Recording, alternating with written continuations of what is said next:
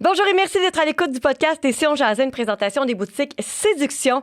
Boutique Séduction qui est le véritable leader depuis plus de 40 ans dans le milieu des jouets pour adultes et du plaisir intime.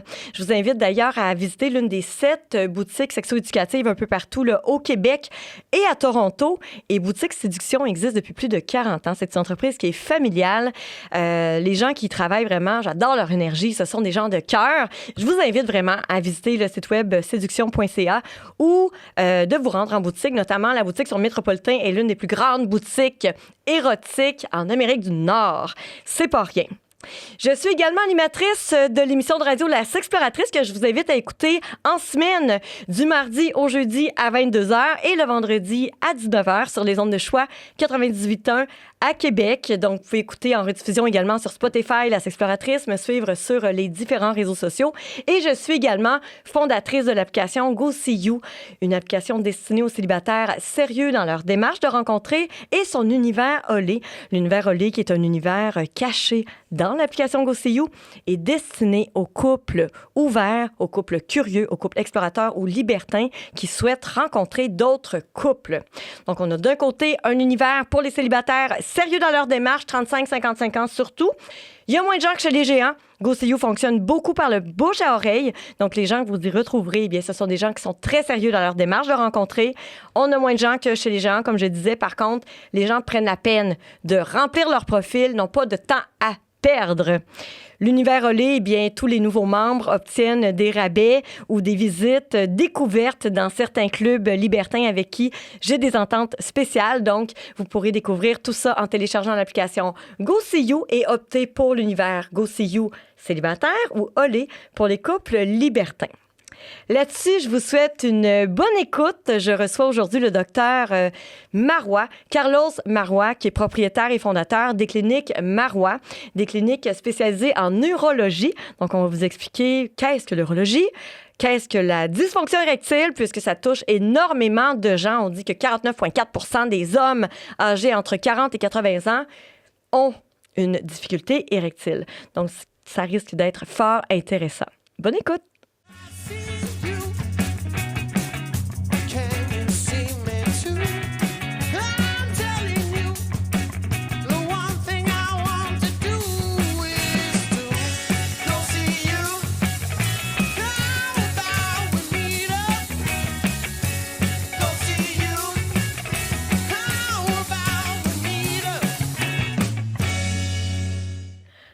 Docteur Carlos Marois, urologue, bonjour. Bonjour, et Mélanie.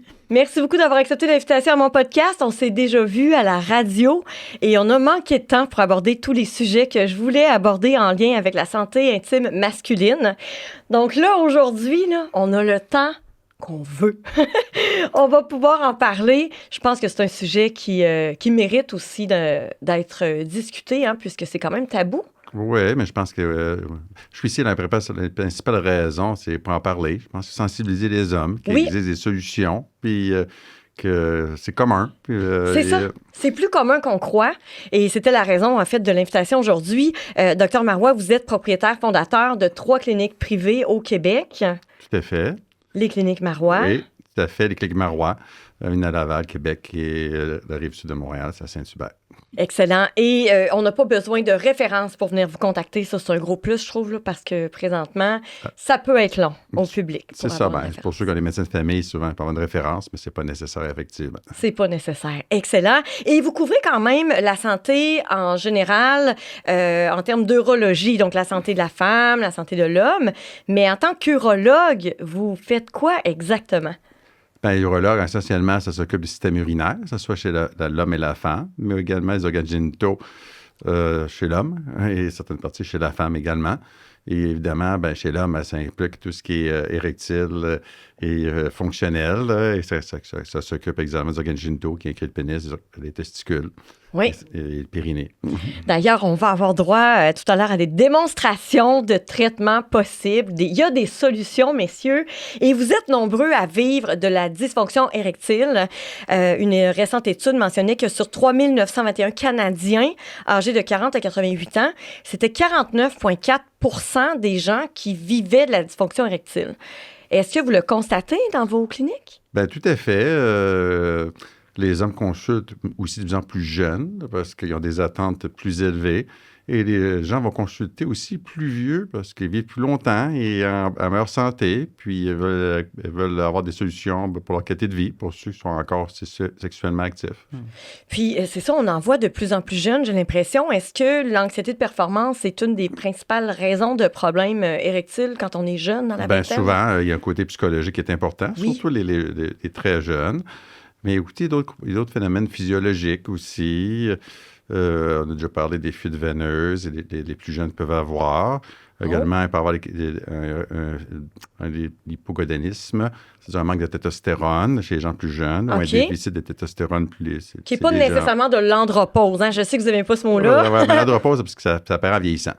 OK. OK. OK, c'est ça que je veux dire. Hein? Et comme la ménopause chez la femme, mais l'andropause ne toucherait pas tous les hommes. Non, est-ce que c'est vrai? C'est ça la grosse nuance. C'est ça pour ça que moi, j'aime pas appeler ça andropause, mais ça fait référence à une baisse de testostérone dont les hommes deviennent symptomatiques en vieillissant. OK. Et là, quand on a des problèmes érectiles, qu'est-ce qui peut causer les problèmes érectiles et quelles seraient les solutions ou les traitements qu'on pourrait entreprendre, en fait, pour contrer la dysfonction érectile? Bien, évidemment, dans les causes, évidemment, on a parlé tantôt des causes psychologiques. Souvent, je dis, avec le temps, les causes psychologiques sont toujours plus importantes les gens plus jeunes, mais c'est toujours un facteur qui empire le problème. C'est pas toujours la cause en soi seule. OK. À moins d'anxiété dans certains cas.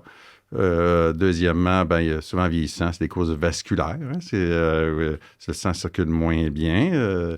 C'est pour ça que les gens qui ont des problèmes qui fument, des problèmes de tabagisme, cholestérol, ça va influencer ce côté-là. Il y a un côté également de comorbidité, comme le diabète, qui est la cause très fréquente de problèmes érectiles. Et ça touche aussi des problèmes d'érection à différents niveaux, que ce soit au niveau neurologique aussi, vasculaire. Hein? OK. Évidemment, ça peut être suite à un problème de chirurgie. C'est commun, ça dépend du type de traitement qu'on a eu après un traitement de cancer de la prostate, par exemple. Est-ce que c'est inévitable, ça, les problèmes d'érection suite à une chirurgie à la prostate? Ça dépend pour le cancer de la prostate.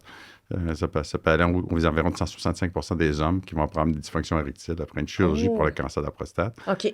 Et 35 environ après la radiothérapie.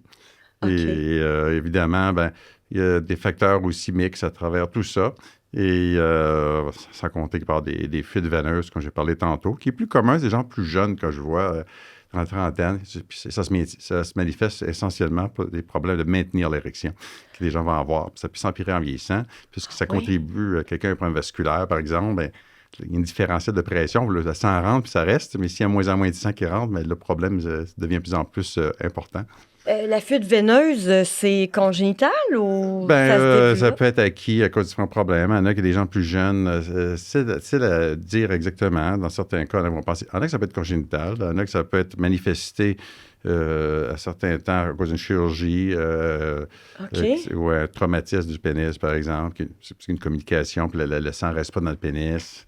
Traumatisme du pénis. J'ai une question pour vous, Dr Marois. Une fracture du pénis, est-ce que ça se peut?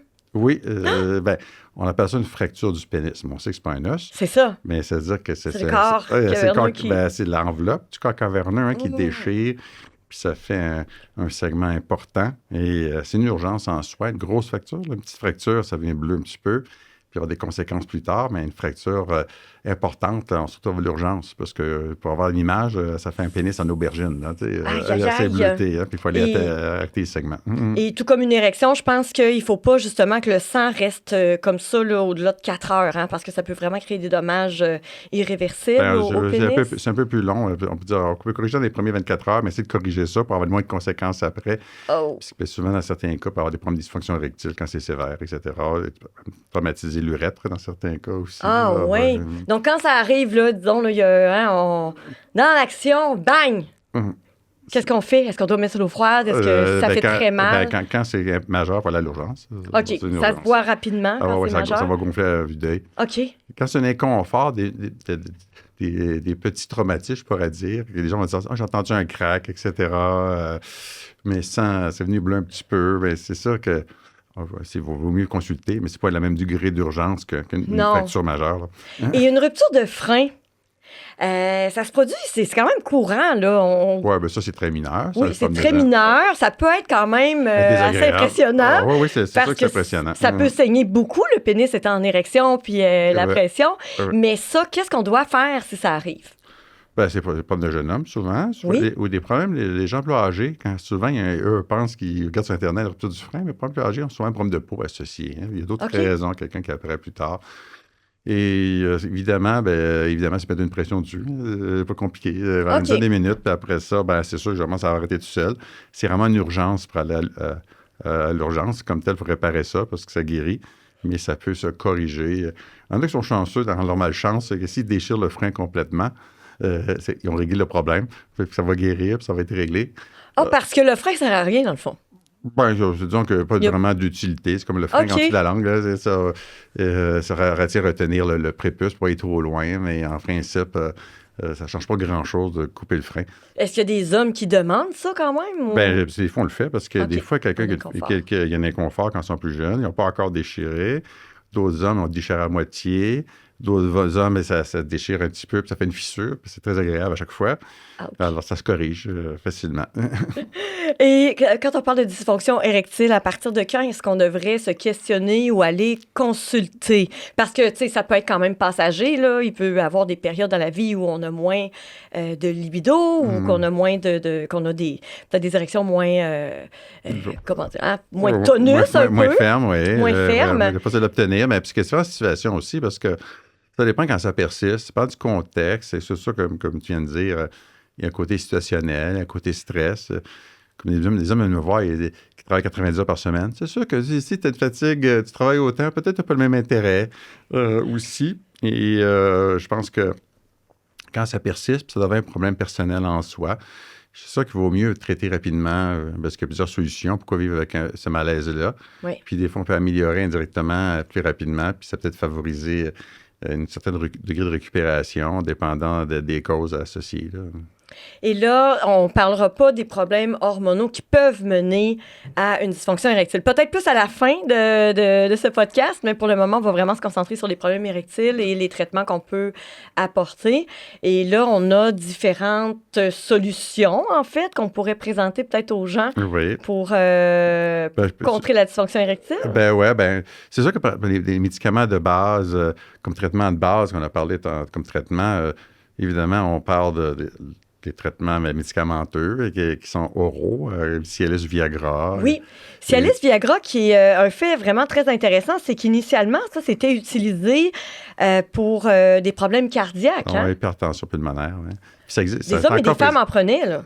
Oui, ça se prescrit encore. Hein, on le voit dessus, c'est marqué Tadalafil, mais c'est pas marqué Cialis. Là, j'ai vu à quelques reprises. C'est pas mon domaine, mais je l'ai vu des patients. C'était une patiente qui le prenait, mais c'est prescrit, effectivement. C'est vraiment intéressant. Donc, c'est vraiment par pur hasard qu'ils ont découvert que ça avait un impact positif semble-t-il. Oui, surtout les messieurs ont dû s'en apercevoir. Et ça, c'est sous prescription? Ordonnance, évidemment, parce que ça se trouve dans d'autres façons, mais on ne connaît pas la qualité des produits qui sont vendus. Et tu prends le dosage, parce que Cialis, ça se prend tous les jours. Quelqu'un qui est plus sexuellement actif à 5 mg, 2,5 les gens qui sont plus jeunes, qui sont plus actifs sexuels. Quelqu'un qui est moins actif va pouvoir en prendre sur demande, qu'on appelle. Ah oui? Sur demande, ça veut dire qu'on le prend au besoin. Quelqu'un qui est 1 à 2 fois par semaine, il faut le prendre au besoin. Le Viagra, il y a plusieurs dosages aussi.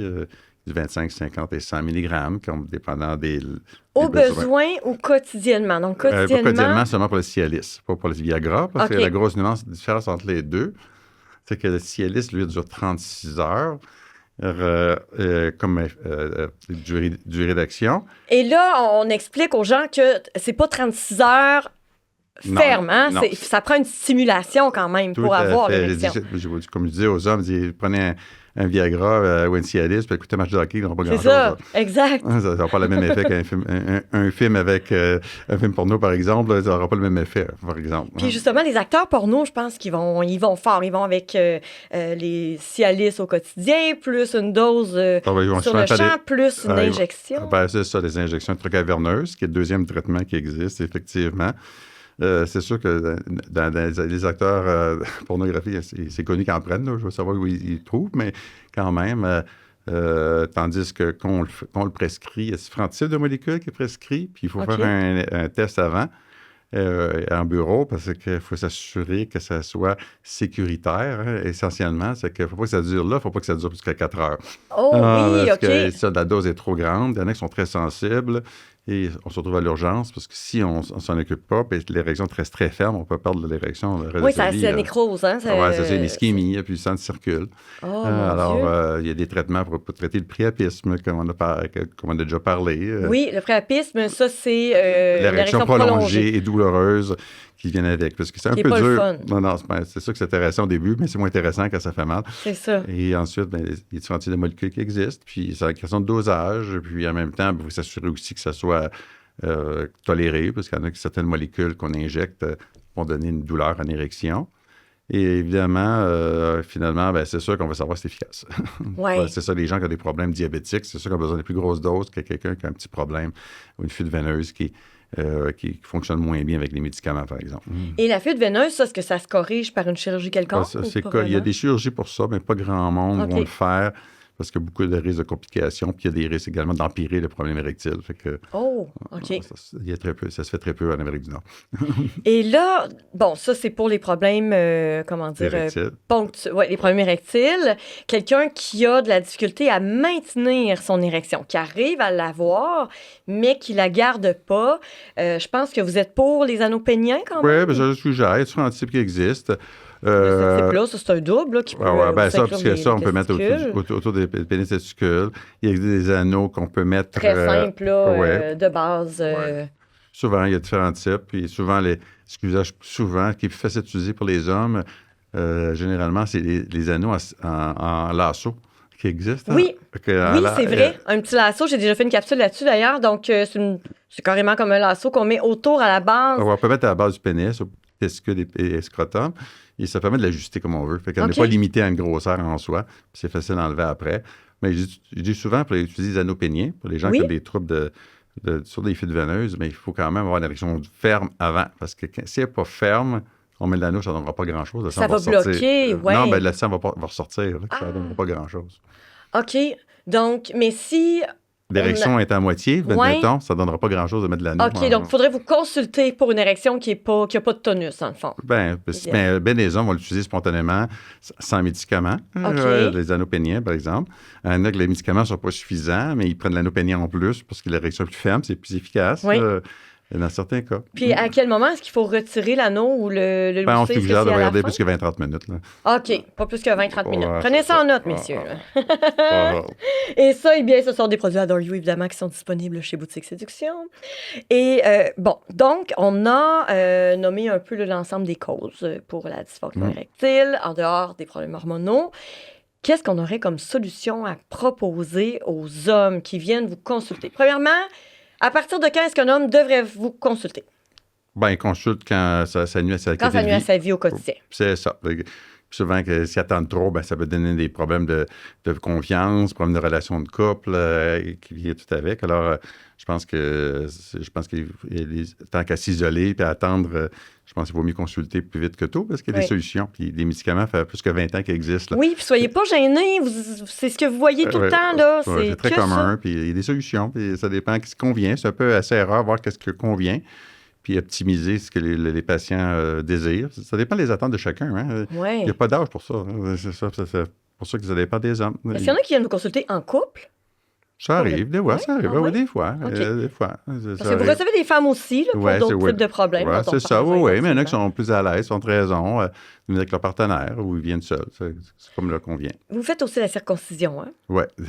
Autant du bébé à l'âge adulte. Oui, ça pour les raisons médicales ou esthétiques ou culturelles. Ou culturelles ou désir parental. On a, est-ce qu'on pourrait montrer peut-être à la caméra quelques solutions pour vous, messieurs, pour contrer la dysfonction érectile? Donc, on a ici ça, c'est le troisième. Ça, c'est la dernière solution en dernier recours, qui est permanente et irréversible. C'est bien l'implant pénien.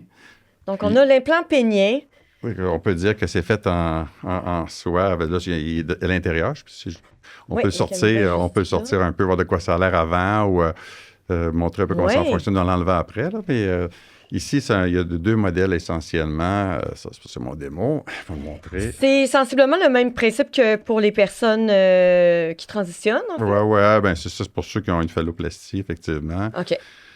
Mais le principe est le même, mais l'installation, c'est ce modèle-là qu'ils vont prendre, parce qu'il est moins gros. Et deuxièmement, ben, il faut le fixer à l'os chez un trans, parce qu'il n'y a rien qui le retient, tandis que un homme normal, ben, ça va dans les corps caverneux en profondeur. OK. Ça va venir de l'os et dans le pénis. Et on s'entend que ça dit dans le pénis, ça va dans les corps caverneux des deux cylindres qui se terminent dans le bout du gland, mais ça va pas dans le gland du tout. Là. Ouais, OK. Et essentiellement, ben, on parle d'un principe de 3 pièces, c'est-à-dire que pour les gonflables, là, parce que ça ici, j'ai des principes pour ceux qui ne sont pas capables d'utiliser des semi-rigides, mais semi-rigide, c'est installé, mais c'est taux de satisfaction moins élevé. C'est super facile à utiliser. Ah, ben, ouais, c'est ça. Donc là, ça ici, ce sont des tiges qu'on pourrait installer. Mais on est toujours comme en érection. C'est ça. Donc, vous installez ça, là, chaque côté là, du corps caverneux de la Ben, ça verge. serait un peu comme ça. Ça reste toujours comme ça. Ouais. Donc, il n'y a pas de manipulation à faire, quoi que ce soit. La personne est toujours prête. Oui, mais en fait, ça se travaille. C'est-à-dire que c'est malléable, c'est qu'on peut le plier avec ça, la verdure du corps. On peut le garder en bas, on dit, pour uriner. On peut le mettre de côté pour notre pantalon. Puis après ça, ben, on le met par en haut pour s'en servir. Donc, finalement, il est toujours comme en semi-croquant. On peut dire ça. Mais c'est quand même, pour les hommes qui veulent quelque chose de plus naturel, fonctionnel, c'est ceux qui vont préférer un gonflable. Ouais. Ça, c'est un compromis, mettons. C'est un compromis sans manipulation qui assure une érection. Oui, c'est ça. Pour les hommes plus âgés, qui ont des problèmes de dextérité, de manipulation, souvent, c'est plus facile à prendre un modèle comme ça. OK.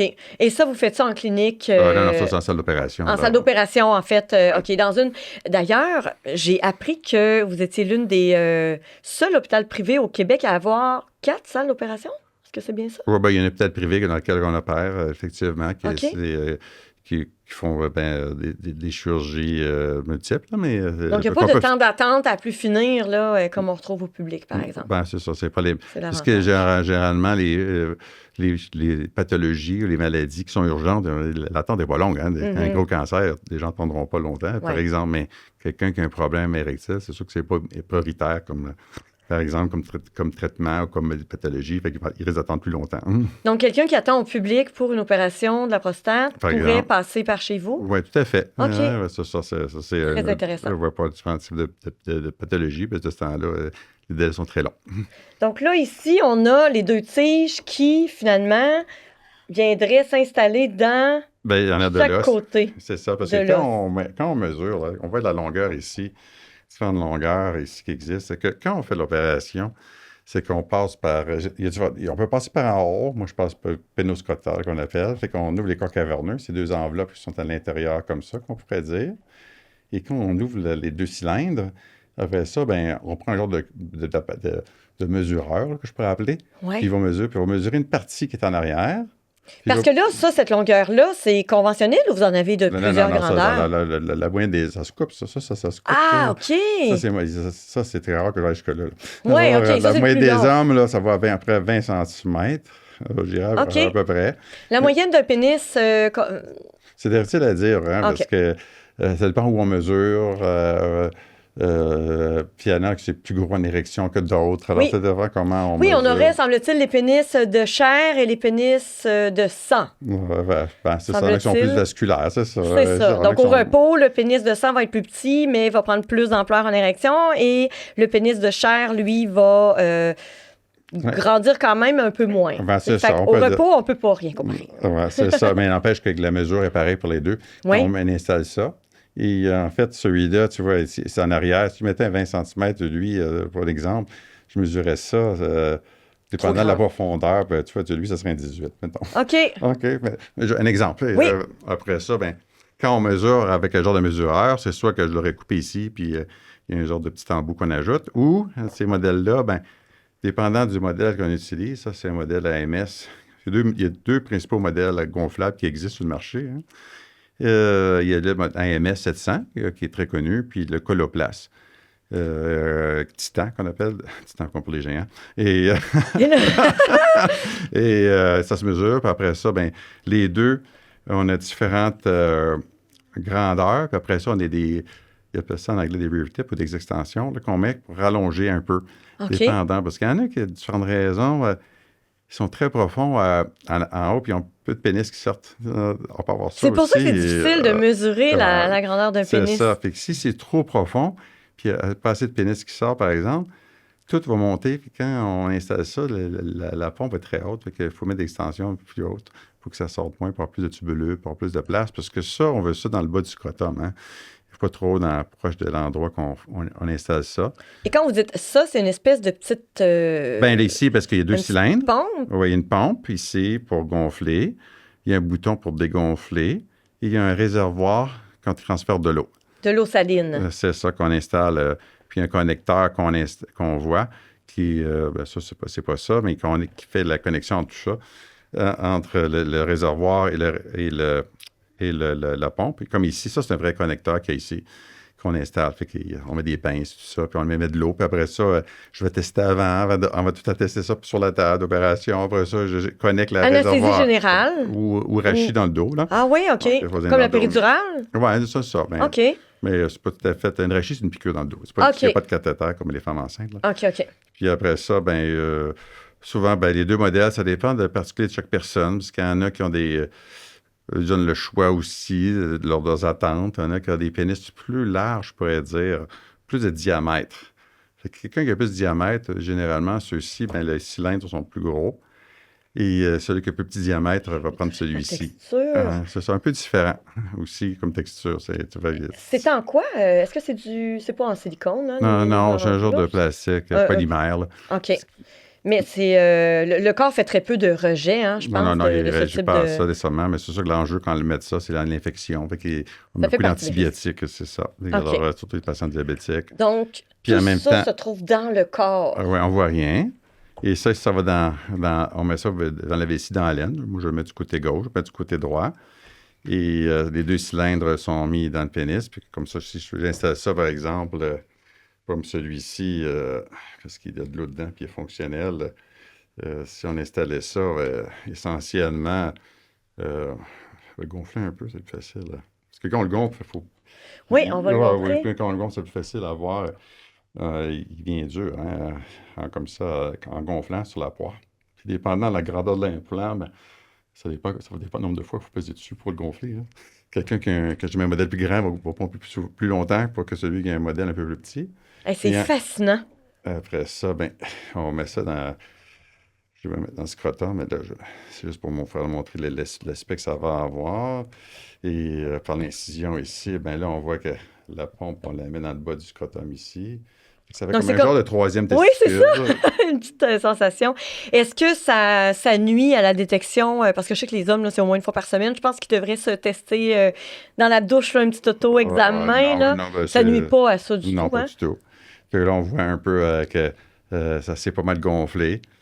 Puis après ça, ça s'efferme. Hein, j'ai une démonstration, là, c'est pas un vrai. Puis après ça, il y a un bouton ici, puis on écrase ça en même temps sur le pénis, puis on écrase, puis après ça, l'eau retourne dans le réservoir, puis ça tombe, puis ça se vide complètement. Là, il est tout mou. Ou en partie. Il est retombé. Ouais. Donc, et ça, ici, c'est tout ce qu'on retrouve dans le corps. Oui, mais on ne voit pas la pompe. La pompe est dans le scrotum aussi, en avant. Oui, la pompe... on ne la voit pas ici. La pompe, c'est ça. La pompe est dans le scrotum. Fait que tout ça ici, c'est sur le côté gauche. Ça, c'est ça. C'est devant la vessie, en dessous de l'os, qu'on ne le voit pas. OK. Et devant l'os, puis bien. Et je passe ça par la laine, autrement dit. Puis ça ici, on ne les voit pas. Puis la seule chose que les gens vont palper essentiellement, c'est genre le rondeur ou la valve qui sont en avant, dépendant de la position du scrotum. Oh my God, c'est fascinant. C'est comme très discret. Et le rétablissement par la suite, la période... ça dépend des hommes. C'est sûr qu'il n'y a pas d'effort physique pour les premières semaines, là. Mais essentiellement, les gens peuvent s'en servir entre 5 et 6 semaines, dépendant de leur l'aise, leur inconfort. Parce qu'au début, il faut qu'il y ait plusieurs suivis après ça. Parce qu'on le met... J'imagine. C'est quand même un corps étranger. Ça vient enfler un petit peu. Je mets un drain aussi qui fait en sorte que ça va beaucoup moins enfler. Et après 2 à 3 semaines, dépendant, à 4 semaines dans certains cas. En plus, 3 à 4 semaines, on les montre comment gonfler et dégonfler l'implant. Il faut qu'ils pratiquent. Là, au début, là, il y a un apprentissage dans ça. Et ensuite, ils peuvent commencer à s'en servir environ à 5 et 6 semaines s'ils sont à l'aise. Donc, il faut qu'ils pratiquent à gonfler lentement, progressivement, de plus en plus ferme.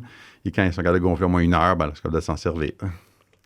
Donc, ça, c'est vraiment le dernier recours. Oui, dernier recours. Après, toutes les autres solutions, on a parlé tout à l'heure des médicaments par voie orale. Cialis qui peut être pris chaque jour en petite dose. Ça, je ne savais pas que c'était possible. Oui, parce que ça dépend des besoins de chacun. Les gens plus jeunes sont plus sexuellement actifs avec les jeunes partenaires. C'est 3-4 fois par semaine. Il vaut mieux le prendre à ce moment-là tous les jours. À petite dose, parce qu'il y a un maximum ou le corps, est-ce qu'il peut finir par s'habituer? Puis non, il n'y a pas de dépendance. OK.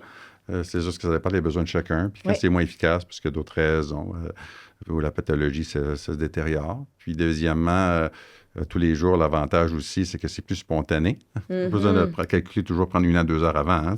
C'est ce que les gens aiment moins avec les médicaments. Oui, c'est ça, c'est pas évident là, de planifier. devoir... Je dis prenez le souper, puis prenez le risque de ce que ça arrive le soir. C'est ça. Idéalement, pas d'alcool, puis ça, on le sait, l'alcool est un dépresseur, puis au niveau de la direction, ça peut avoir un impact. Surtout que c'est en plus grande quantité. Souvent, les gens aiment ça prendre une petite quantité pour les détendre, mais si on en prend trop, c'est sûr que ça a un effet inverse. Exactement. Parfait. Donc, c'était la démonstration des implants péniens. Maintenant, on a apporté aussi, je pense qu'on peut y aller avec l'injection. Oui. C'est bien ça? Non, j'avais des implants testiculaires. Ah, vous avez des implants testiculaires? Ouais. Ça, c'est pour les gens qui vivent le cancer des testicules et qui s'est fait enlever? Oui, pour une raison, qui ont perdu un testicule, une torsion, par exemple. Qu'est-ce que vous voulez dire? Souvent, c'est des jeunes hommes ou des enfants qui ont le testicule tourné sur lui-même. Oui. Parce qu'il y a un cordon dessus. Hein, oui. Puis ça tournait sur lui-même. Et compte tenu que ça s'est tordu, mais le sang ne circule plus. Puis on a quelques heures, 4 à 6 heures d'aller consulter sur une urgence, en fait, puis puisque sinon on parle de testicules. Ah oui, et donc on devient fertile? Non. Non? Parce que généralement, on a 2 testicules. Oui, OK. Donc, c'est pas... Okay. Ça n'arrive pas les 2 en même temps. Parce que ça peut arriver, là, moi, je me souviens, on était un peu plus jeunes, puis un ami en mettant les pieds dans le lac, là, il est allé vite, puis c'est comme si ses testicules avaient remonté, puis ça a twisté, là. Ça semblait douloureux. Oui, c'est possible. N'empêche que c'est rare que ça arrive 2 testicules en même temps. Oui, OK. Alors, un testicule, c'est suffisant, parce que quand ça arrive un seul testicule, on va fixer l'autre pour pas que ça arrive. On le fixe de chaque côté pour pas que ça tourne. OK. Quand on le détord à temps, s'il est encore vivant, on le fixe pour le remettre dans le scrotum. Mais il faut agir rapidement. Vous faites de la magie? Non, je pense que c'est juste technique, je pense, puis physiologique. Et au niveau de la torsion testiculaire, comment est-ce qu'on sait qu'on doit absolument... J'imagine que ça doit être insoutenable, la douleur? C'est une douleur importante. OK. Les gens, même les jeunes, il y en a qui vont penser qu'ils ont une mal d'appendice, il y en a qui ont mal au ventre, tellement que ça va dans le ventre. Ah oui? J'ai déjà vu ça, on pensait au début qu'il y avait une appendicite aiguë, puis finalement, en regardant un pantalon, on s'aperçoit qu'il y a une torsion testiculaire. Tu vois, il y a quelqu'un qui est plus jeune, une dizaine d'années. Là. OK. C'est difficile à évaluer des fois. Alors, c'est très souffrant. OK. Et ça... c'est une urgence. Il faut le consulter. Puis en même temps, si les gens attendent trop longtemps sans une raison, ou il manque un testicule pour d'autres raisons à cause d'un cancer, par exemple, ou une absence, des fois c'est une naissance, puis quelqu'un qui veut un implant, c'est sûr qu'on peut le remplacer. Et ça, c'est le modèle. Là. Il y a un modèle moyen et large, puis un modèle plus petit pour les enfants, mais généralement, les hommes préfèrent le modèle, le plus gros modèle, généralement. Parce que ça correspond à un testicule standard. Ouais. Et quand vous dites de naissance, c'est que l'homme naît avec les chromosomes masculins et tout ça, mais il n'y a pas de testicules? Non, ou les testicules ne sont pas descendus? C'est descendu, oui. Une crêpe qui dit qu'on appelle. Et souvent, le testicule peut rester soit dans le ventre ou soit qu'il n'a jamais développé, ou soit qu'il n'est pas descendu, puis ça peut être à différents niveaux. Ça peut être intra-abdominal ou dans l'aine. Si c'est intra-abdominal, il faut l'enlever généralement. Okay. Si il y a un risque de cancer beaucoup plus élevé, c'est à cause de la température. C'est pas fait être à 37 degrés, un testicule, c'est à 35, il faut que ça soit à l'extérieur du corps. Oui. Et deuxièmement, puis si quelqu'un qui veut un deuxième testicule, les implants testiculaires, ça va ça. Puis au niveau, justement, on parlait de la chaleur. Je viens de voir un nouveau procédé qui existerait là, pour la contraception, en fait, et c'est de maintenir les testicules au-delà je pense que c'est ça, 37-38 degrés. C'est que ça maintiendrait les testicules à cette degré-là et ça tuerait ou ça endormirait les spermatozoïdes. Est-ce que vous avez entendu parler de ce concept-là? J'ai vu des genres de petits bains là, que les gens vont utiliser pour tremper leurs testicules. Vraiment, les gars, c'est pas fiable. Hein. C'est quand même risqué. Il y en a qui deuxièmement, je pense pas que c'était une moyen de contraception assez reconnu. Je garderais quand même le condom parce que quand même, il n'y a pas beaucoup d'études qui demandent à quel point c'est efficace. OK. Est-ce que vous avez autre chose à nous montrer par rapport à la dysfonction érectile ou on pourrait peut-être aller avec les conseils? Est-ce que vous pensez, en fait, des produits dont j'ai déjà parlé en capsule en lien avec les boutiques séduction? Moi, je faisais la promotion là, de la pompe à pénis. OK? C'est un peu comme ça, on envoyait le pénis au gym. On me disait que, justement, ça pouvait avoir un impact positif sur la tonicité, puis tout ça. Est-ce que vous êtes d'accord avec ça, avec l'utilisation d'une pompe à pénis? Je pense que c'est très personnel, premièrement. OK. Ça dépend de l'objectif qu'on va avoir aussi. C'est sûr qu'on utilise différentes sortes que je prends aussi pour la rééducation pénienne dans certains cas. Soit après certains traitements. Des fois, on a des ondes de choc, par exemple, pour augmenter la vascularisation du pénis. Oui. Ça, c'est des traitements qu'on fait sur le pénis qui font en sorte que le sang circule mieux dedans. Avec du CLS5, avec stimuler les érections spontanées. Parfois, ça peut aider à avoir plus d'élasticité, stimuler les vaisseaux. Okay. Même avant un implant pénien, par exemple, je dis aux hommes, certains hommes, de pouvoir étirer un peu plus les tissus. C'est ça, donc ça pourrait être bon d'utiliser une fois de temps en temps la pompe en plus. Ça dépend de l'objectif que chacun veut travailler. Okay. Si quelqu'un qui n'a pas de problème, il ne va pas nécessairement la pompe, mais s'il y a des enjeux, parfois, dans certaines circonstances, ça peut être quand même intéressant à utiliser. Oui.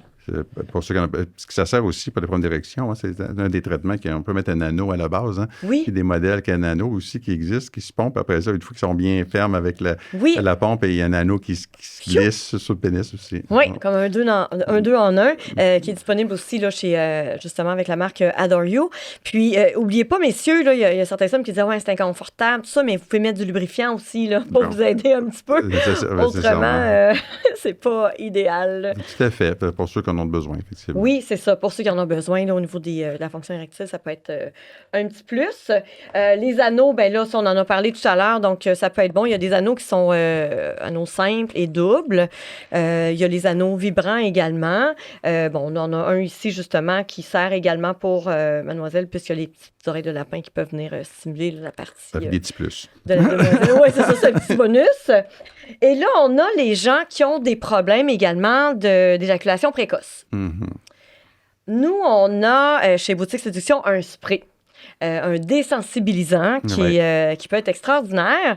Mais je ne sais pas qu'est-ce que vous en pensez, des désensibilisants. Est-ce que vous pensez que c'est une bonne option pour quelqu'un qui... je pense que c'est une option qui est très connue, mais je pense que ça dépend des hommes. Il y en a qui c'est plus favorable que d'autres. C'est sûr que l'éjaculation précoce, ça se traite essentiellement avec un sexothérapeute. Il y a un côté comportemental, détente, apprendre... Psychologique beaucoup aussi, hein? Oui, il faut apprendre à contrôler, à se détendre, travailler le plancher pelvien aussi. Oui. Il y a tout un ensemble mais quand même, un des traitements qui existe, c'est même des différentes façons, que ce soit un gel ou un anesthésiant sur le gland. C'est sûr que ça devient une sensation, mais l'inconvénient, c'est que si on en met trop, ça ne plus rien. Oui, il y a ça. Puis vous m'avez soulevé un point juste avant qu'on entre en enregistrement par rapport à ça. Bon, tout d'abord, moi, c'est certain que je vous déconseille de pratiquer le sexe oral une fois que vous avez appliqué votre spray parce que demoiselle ou votre partenaire, homme ou femme, pourrait se ramasser avec une bouche un peu comme chez le dentiste, premièrement. Ou soit on va se retrouver les organes génitaux, je l'ai aussi. Les organes génitaux aussi. Donc, qu'est-ce que vous conseillez dans ce temps-là? On applique le gel, on attend un moment? Je pense que ça dépend de chaque personne, là, mais je pense qu'à 15-30 minutes, le temps que ça soit absorbé, qu'il reste moins. Surtout, c'est peut-être plus commun avec les gels. Hein, l'avantage de ça, c'est d'en mettre juste aux endroits qu'on a vraiment besoin. Sur la couronne, sur le gland, pas en mettre partout sur le pénis. Hein. Donc, il y a certains endroits les plus sensibles les hommes vont être moins sensibles. Hein. Ben oui. Donc, ce serait une belle option pour ça. Est-ce que vous avez d'autres traitements en clinique qui pourraient aider les éjaculateurs précoces? C'est souvent on met ça des béquilles un peu parce que ça aide un peu, mais ça n'a pas des miracles non plus. Mm-hmm.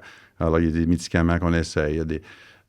qui peuvent ralentir? Oui, il y a pas de détente, différents médicaments, même antidépresseurs, qui peuvent aider, mais on a des effets secondaires aussi.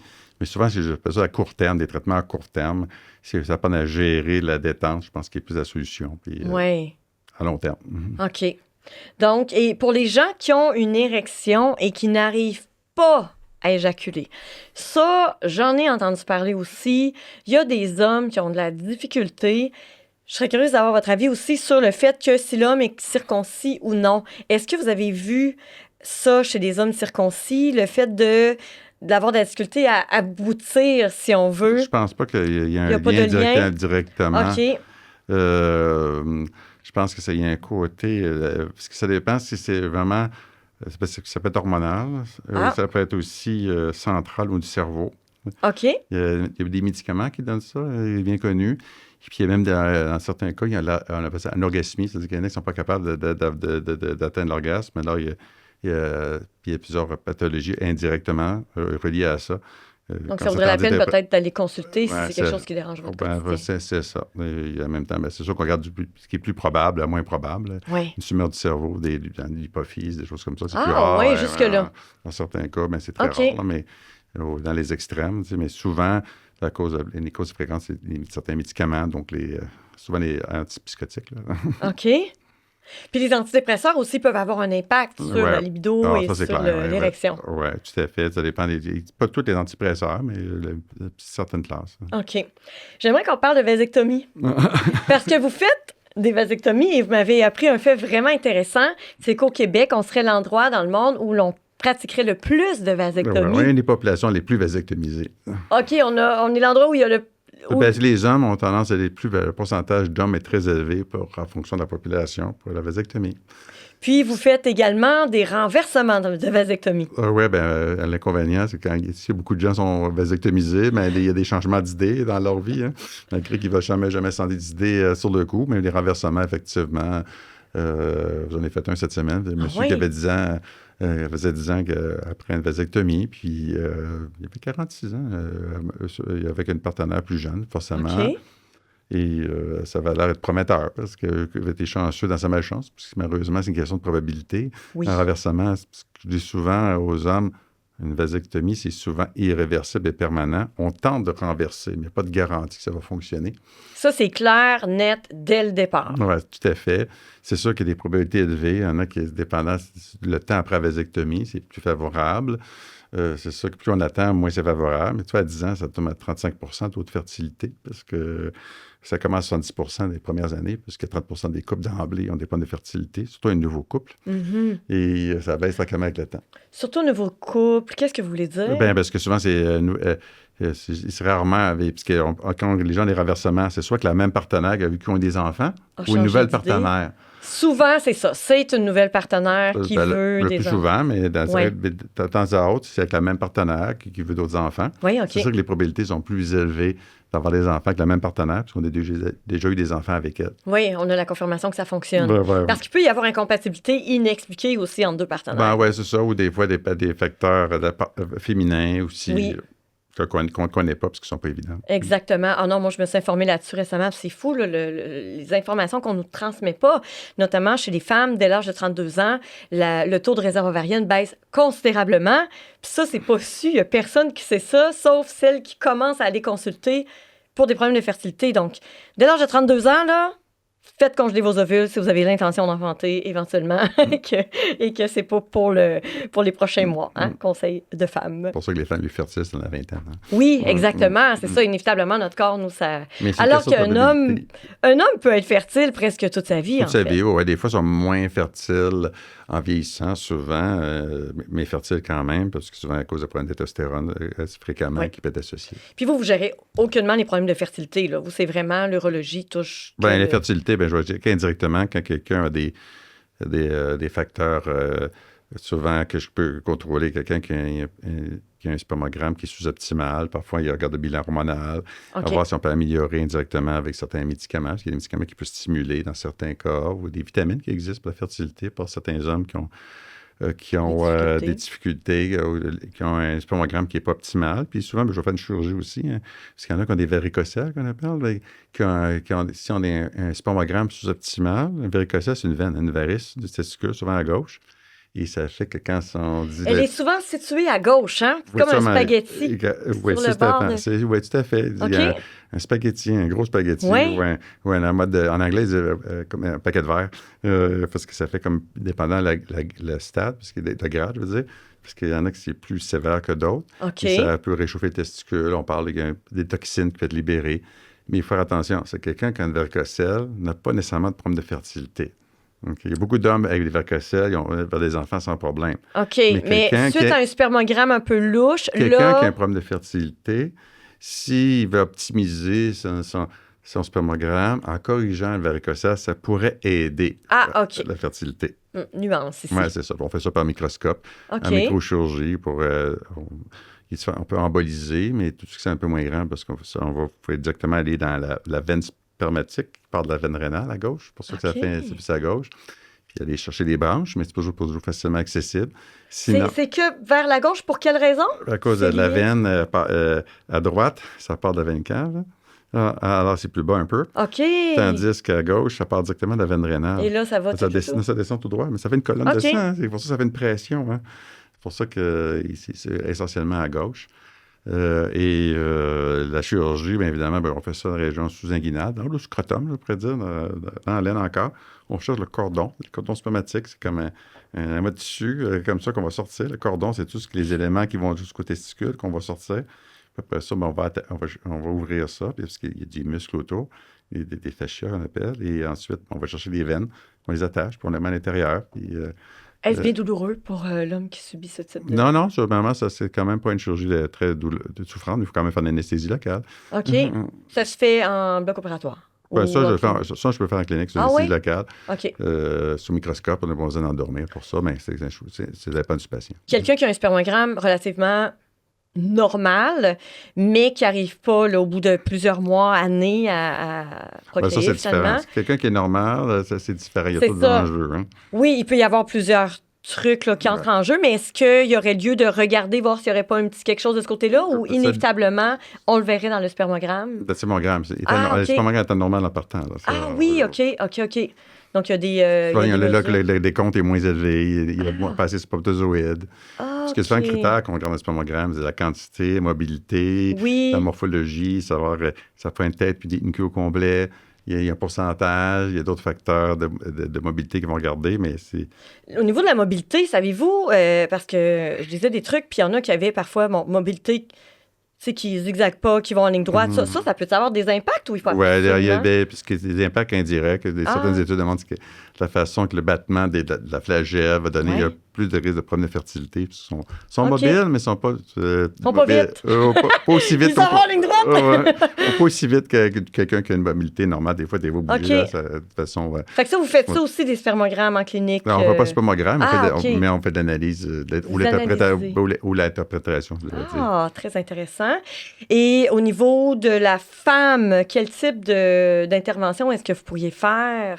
Je sais que vous faites aussi de la pierre au rein, puis des problèmes urinaires de ce genre-là. Oui, l'incontinence, qui se fait de la continence, c'est d'urgence, c'est-à-dire que les gens qui ont des vessies nerveuses. Descente de vessie, j'imagine? Oui, mais c'est plus gynécologique, ça. OK. On peut mettre d'épaisseur. Mais par contre... les continences à l'effort aussi. Ça, c'est plus urologique. C'est-à-dire que les femmes qui perdent l'urine en forçant. Ou en riant. Ou en toussant. Après avoir eu un enfant. Oui, c'est très commun, c'est sur les femmes dans la quarantaine, c'est assez commun. Et ça dépend à quel point ça se décommode. Puis ça, en traitement, c'est sûr qu'on a des traitements maintenant. C'est qu'en physiothérapeute, en éradication périnéale. Mais les femmes, il faut qu'ils soient motivées. C'est comme un entraîneur. Hein? On ne s'entraîne pas, on n'a pas de résultat. Sinon, évidemment, on est différent. Dans l'autre extrême, c'est une bandelette, mais qu'on en fait moins parce que c'est à cause de la mauvaise publicité qu'il y avait eu, surtout au Québec, un moratoire qu'il y avait là-dessus, certains types de bandelettes qu'il n'y a pas ailleurs au Canada. C'est un genre de hamac qu'on met sous l'urètre. Qu'est-ce qu'une femme qui a une faiblesse, quand, mettons, sur le bout, c'est l'urètre, quand à force, ça va descendre. Au lieu de comme ça descend, ça fuit. C'est ce qui crée la fuite. Alors, si on met quelque chose en dessous, un support, ça fuit moins, puis des coups plus sévères. Et entre ça, on peut mettre des agents de comblement, c'est-à-dire qu'on injecte dans l'urètre pour fermer, pour que ça coule moins. Le même type d'agent de comblement que... Non, non, Okay. non, c'est plus permanent celui-là parce que ça fait une bosse puis ça fait arrêter le visage, dans le visage. Tandis que ça, c'est vraiment plus permanent, ça peut durer des années. Okay. Et évidemment, il y a d'autres processus de raffermissement qu'on peut faire avec des radiofréquences au niveau vaginal qui fonctionnent quand même relativement bien pour les gars légers modérés. Et je sais que vous faites aussi du PRP. Le PRP qu'on entend souvent, là, surtout pour l'alopécie puis la perte de cheveux, mais ça se fait aussi sur le gland ou sur le pénis dans certaines circonstances. Oui, on en fait régulièrement pour le problème d'érection. Mais comme je ne suis pas miraculeux non plus, pour les gens qui ont des problèmes légers modérés. Souvent, on va le mélanger des ondes de choc, mais ça augmente la régénération des vaisseaux sanguins. Mais il faut quand même trouver une pompe à vide, prendre des médicaments, puis ça peut durer environ 12 à 18 mois. C'est pas permanent non plus. Peu importe le PRP où on le met, c'est pas permanent. OK. C'est un traitement... ça embarque à long terme. Maintenant, ce que je veux dire, c'est que les tissus vieillissent. On ne peut pas maintenir, améliorer l'érection à long terme. Il faut revenir régulièrement, une fois par année, par exemple, ou 2 ans. OK. Et pour les femmes, on peut injecter ça au niveau au niveau de la vaginale, au niveau du clitoris, puis certaines femmes auront plus de sensations. Ceux qui en ont moins, c'est un enjeu pour eux. Au niveau du clitoris externe, mais par l'interne, aussi, oui, parce que clitoris, oui, parce qu'on fait ça au niveau de... Clitoris, c'est un Y inversé. Oui, parce qu'on parle... Parce qu'on sait que le clitoris, c'est comme l'équivalent du gland chez l'homme, mais les coques caverneux chez les femmes, ils sont très peu apparents. Puis, chaque côté de l'urètre, ça descend en bas. Hein, fait que souvent, on va injecter du PRP au niveau du clitoris un petit peu, mais en même temps, on va en mettre en bas, en dessous de l'urètre. Et en même temps, les femmes auront plus de sensations pour ceux qui ont des problèmes et qui ne sont pas satisfaites de toute raison. Hey, j'ai jamais entendu parler de ça. Très intéressant. Et quand on parle de problèmes érectiles, on sait que l'un des signes de problèmes de testostérone, c'est l'érection du matin. Semble-t-il que les hommes qui se réveillent sans érection matinale durant une longue période, ben ça pourrait être un des premiers signes.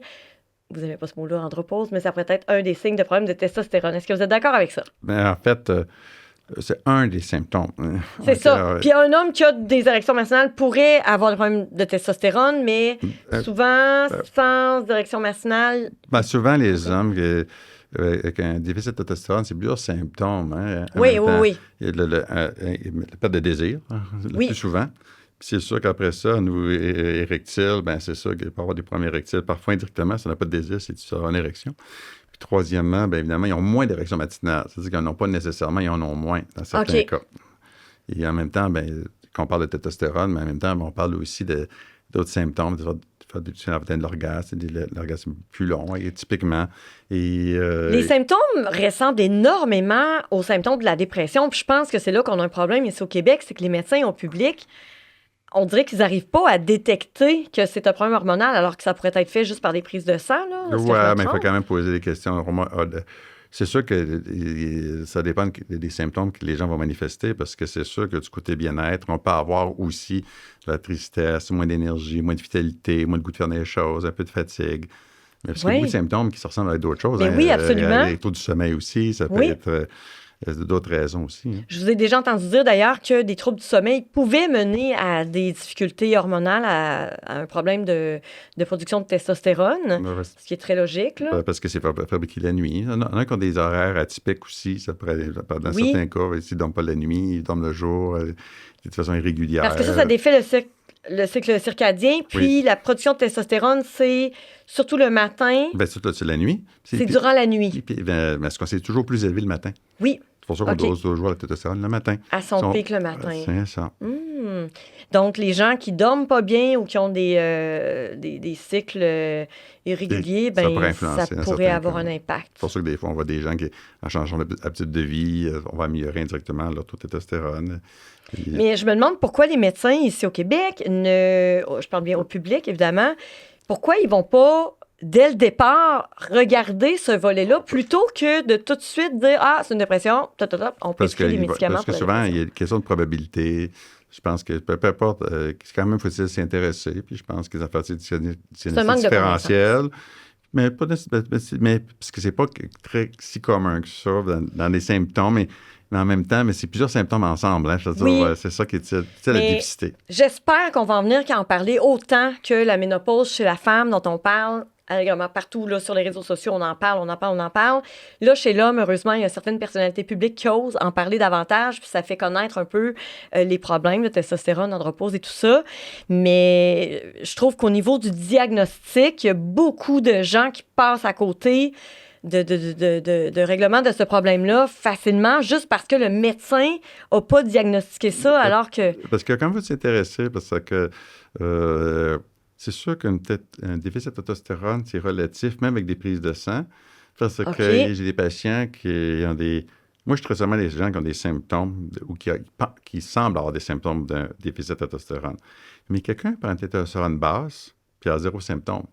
Alors, on ne les traite pas, ces gens-là, parce qu'ils ont 0 problème. Alors, tout est relatif. Mais quelqu'un par le même niveau de testostérone, et à ce moment-là, avoir plein de symptômes, il va traîner les pieds. Alors, ces patients-là, la deuxième étape, s'ils semblent avoir des symptômes, ils risquent d'avoir des bénéfices, avoir un traitement de testostérone. On en donne, puis après ça, on valide si, en donnant la testostérone, ça va changer quelque chose ou pas. Oui. Alors, si quelqu'un prend la testostérone, puis ça change, il y en a qui vont me dire, celui qui en a besoin, là, il pète le feu. Il dit, là, ça a changé ma vie. Comme une femme va dire, ménopause après mes hormones. Les hormones bioidentiques, tout ça, là, waouh, c'est la grosse... Quand une femme qui est ménopausée depuis longtemps, qui prend des hormones, c'est une deuxième vie. Ils vont dire ça. Un monsieur, c'est un peu semblable à ça. OK. Alors. Donc, parce que là, j'ai vu des cas, là, puis c'est un médecin, là, Dr. Drouin, d'ailleurs, qui a écrit un livre là-dessus. Un homme qui, justement, bon, lui, si je me trompe, en tout cas, bref, croyait qu'il était en dépression, prend des antidépresseurs. Là, finalement, ça a vraiment augmenté ses problèmes. Et finalement, ils ont réalisé que c'était pas au niveau des neurotransmetteurs le problème, mais bien au niveau hormonal. Donc, je sais qu'il y a le questionnaire Adam qui existe aussi, que vous pouvez retrouver d'ailleurs sur mon site web. Là, je l'ai mis, melanietrudel.ca. Je ne sais pas si vous l'avez... Oui, on le fait passer à tous les patients. C'est ça. Le questionnaire Adam, c'est un questionnaire de 10 questions. Et si vous répondez à plus de 6 ou 7 questions, je pense, oui, c'est ça, c'est coté. Oui, mais c'est coté aussi 1 sur 5. Là. Oui. C'est ça. Peut-être pas niveau c'est léger, modéré, sévère. Juste la dernière question qui peut toujours confusion, parce qu'il m'a dit avez-vous une baisse de taille? Mais les gens pensent qu'il y a une baisse de longueur. Mais ça veut dire la taille de grandeur. Parce que souvent, on parle de la masse musculaire. Mais oui. Pour ça, cette question-là, je n'ai pas compris cette question, la dernière question-là, la question 10. Là. Puis j'avoue qu'il y a des... sur certains sites, c'est pas tout à fait les mêmes questions. Ils appellent ça questionnaire Adam aussi, mais en tout cas, il y en a un assurément qui est officiel à quelque part. Un questionnaire validé, on ne peut pas changer le contenu. Exactement. Donc, c'est quelque chose que les gens pourraient faire à la maison. Messieurs, vous pourriez commencer par ça, puis demander à votre médecin ou directement vous rendre aux cliniques Marois et là, vous seriez en mesure de détecter. Parce qu'il y a des médecins de famille qui sont à l'aise avec ça, mais c'est juste bien comprendre. Des patients ont beaucoup de symptômes, et dire, puis après ça, une prise de sang, il me dit que c'est normal, mais peut-être que vous êtes à la limite inférieure, peut-être qu'il y a une possibilité, après ça, on va voir, parce que quelqu'un dans certains cas, qui a une testostérone qu'on pense qui est basse, puis on donne la testostérone, puis il n'y en a pas de besoin, il ne verra pas de différence.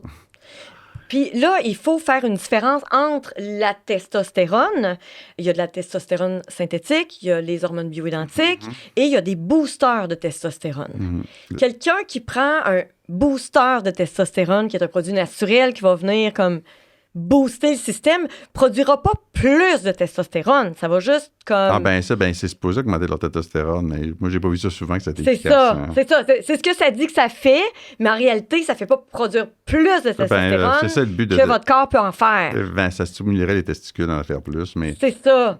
Mais ça viendra pas en ajouter à votre corps qu'il n'y en a pas déjà. Non. Alors que vous venez ajouter de la testostérone au corps. C'est pour ça qu'on appelle ça une thérapie de remplacement de testostérone. Voilà. C'est-à-dire ce qu'on donne, on donne plus que les testicules vont produire. L'inconvénient de la testostérone, c'est que les testicules n'en produisent plus.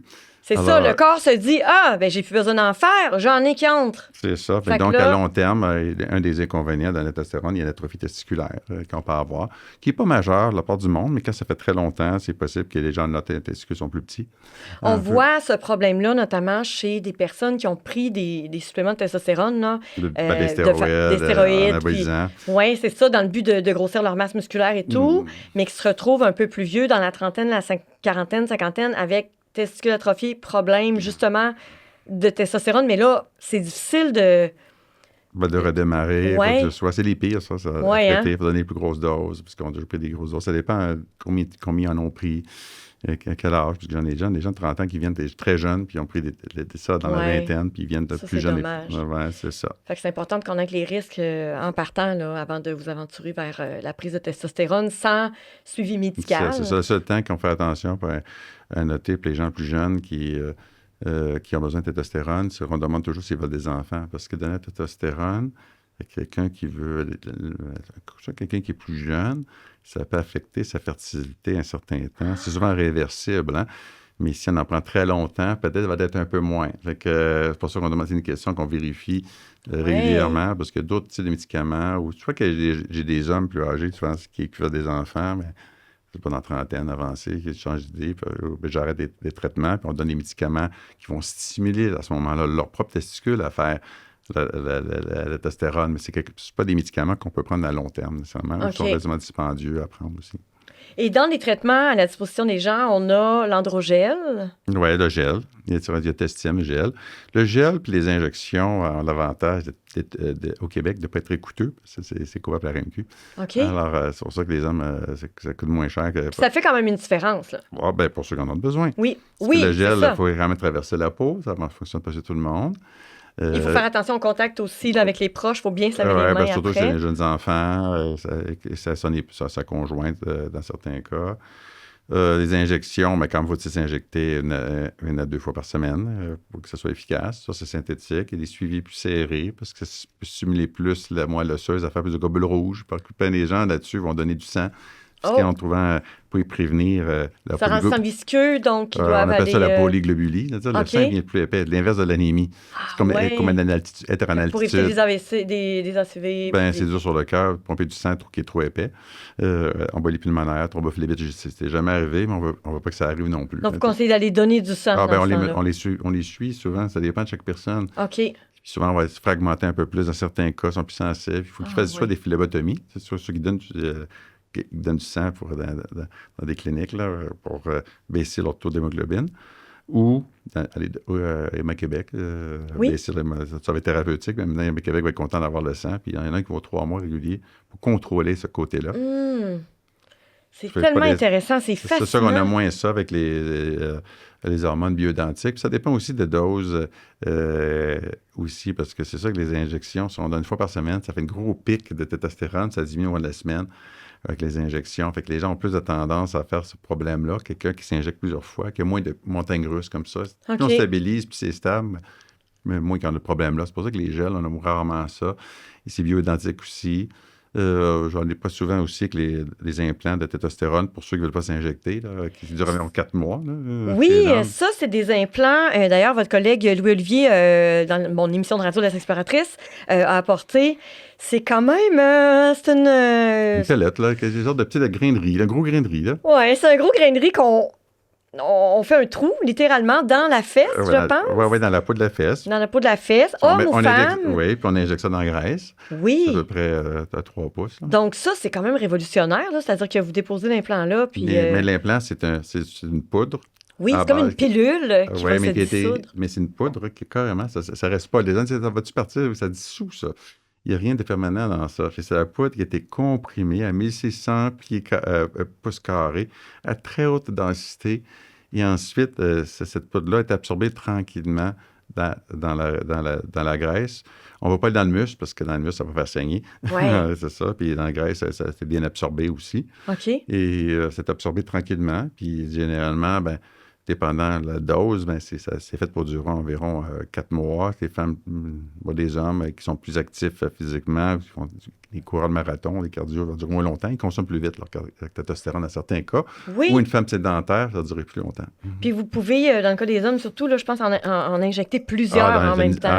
On en met une dizaine généralement. En plusieurs trajets, là. Il y a une façon d'installer ça. C'est quand même relativement facile. Les hommes récupèrent vite. Puis c'est pour ceux qui ne veulent pas se casser la tête, c'est sûr que ça prend un budget parce qu'il est plus dispendieux. Oui, c'est ça. C'est quand même... C'est un produit américain, puis le dollar canadien, pas intéressant. Puis si je ne me trompe, au niveau des implants, il n'y a pas beaucoup de gens au Québec là, qui pratiquent ça. Non, c'est pas très connu ou très utilisé. Encore, c'est quelques cliniques au Canada qui le font. C'est beaucoup plus connu aux États-Unis, même en Europe, parce qu'il y a des cliniques qui en font. Ça fait une dizaine d'années que ça existe. OK. Docteur Marois, c'est déjà le moment de se quitter. Oui. Je vous remercie énormément pour le temps qu'on a passé ensemble. Mais là, je vois qu'il nous restait des petits trucs, ça, c'était pour ça, ce qu'on parle pour l'injection. Oui. Quand on se fait notre pénis, mais OK. Oui, un liquide qu'on prend, puis c'est une petite bouteille. Avec une toute petite aiguille, un peu grosse comme de l'acupuncture. Là. Comme quoi, le diabétique. Là. C'est très petit. J'apprécie une très petite quantité, puis c'est facile à injecter. Alors, les gens, on leur montre comment faire, mais c'est très facile à faire. Il y a plus de peur que de mal les premières fois. OK.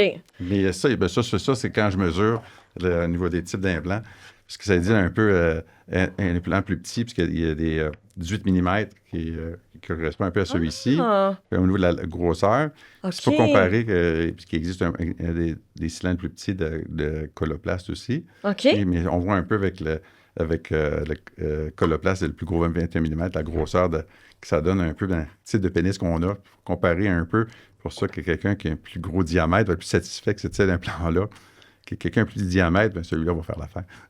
Puis quelqu'un qui voudrait allonger sa verge, là, c'est pas possible, ça. Non, on ne peut pas allonger avec... Ça n'allonge pas. Ça. J'ai toujours aux gens, je peux pas mettre plus long que ce que je mesure. C'est ça. Parce que ça, non, il y a des raisons médicales à tout ça. Parce que si on le met trop long, ça peut défoncer de l'an, ça peut faire l'érosion qu'on appelle, aller percer de l'an ou l'urètre, par exemple.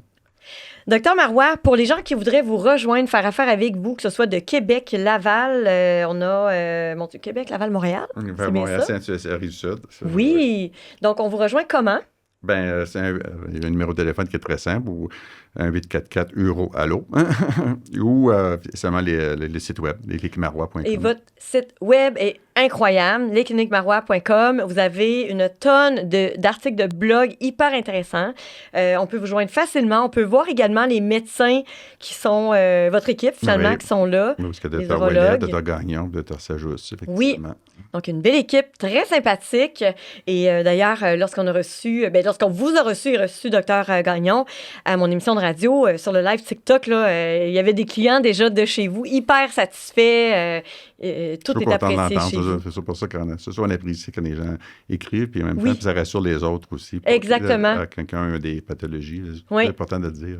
Donc, et vous, c'est homme, femme, enfant, vous pouvez dépendant des pathologies. Exactement, selon les problèmes. Merci beaucoup, ça a été un plaisir encore une fois. Puis je pense qu'on va peut-être se revoir pour d'autres sujets super intéressants comme ça, vraiment. Avec grand plaisir, Mélanie. Merci. Merci tout le monde d'avoir été avec nous. C'est toujours le fun de vous savoir présent à l'écoute. N'hésitez pas à me partager tous vos commentaires. Si vous avez des questions ou quoi que ce soit. C'était Mélanie Trudel, animatrice également pour La Sexploratrice, et vous écoutiez le podcast Et si on jasait?